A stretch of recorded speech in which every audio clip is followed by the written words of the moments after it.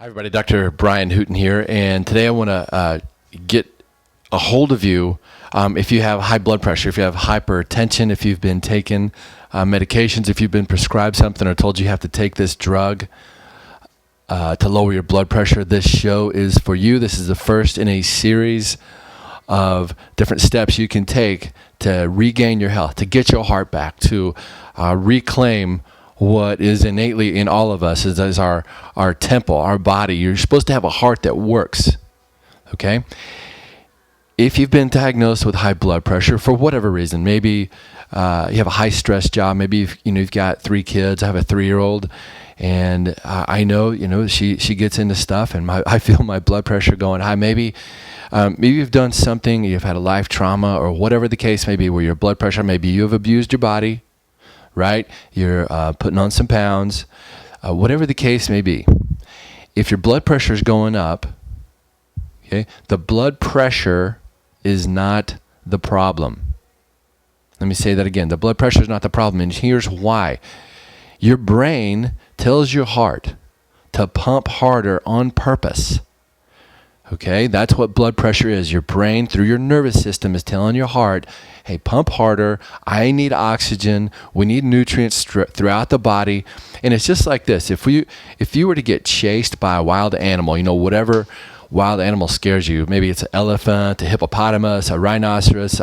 Bears scare the snot out of me, okay? If a bear comes running through here, I'm going to grab everybody, but my blood pressure is going through the roof, right?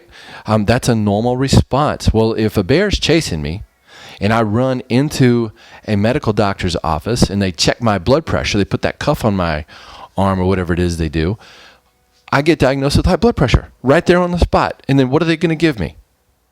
They're going to give me a pill.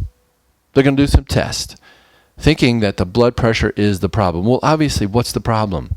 The bear is the problem. You want to get to the cause of your blood pressure. If you don't, so let's say that you need oxygen to your brain, so your brain sends a signal down here for, like I said, high stress environment. Maybe your world is topsy-turvy. For your brain to tell your heart, hey, I need oxygen and nutrients, okay?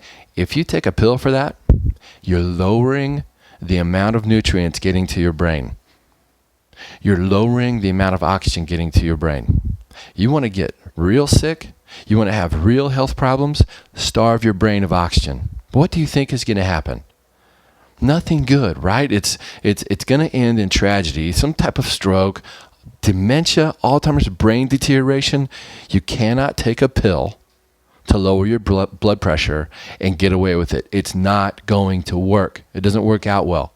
The only solution is to start taking responsibility to go reclaim what you've got, what is innately inside of you. And the very first thing, so I'm going to give you the one thing that you have to do today.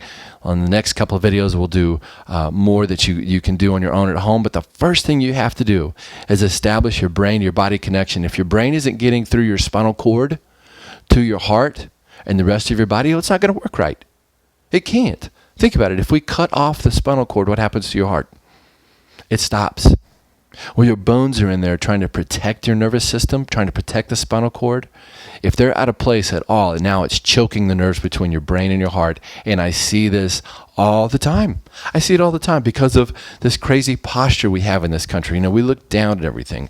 We sit crooked. You see this hunch forward look all the time. When everybody's texting, there's actually a name for that. We're tearing up our spines. And if you played football or something growing up, can you imagine the trauma to the bones in your neck?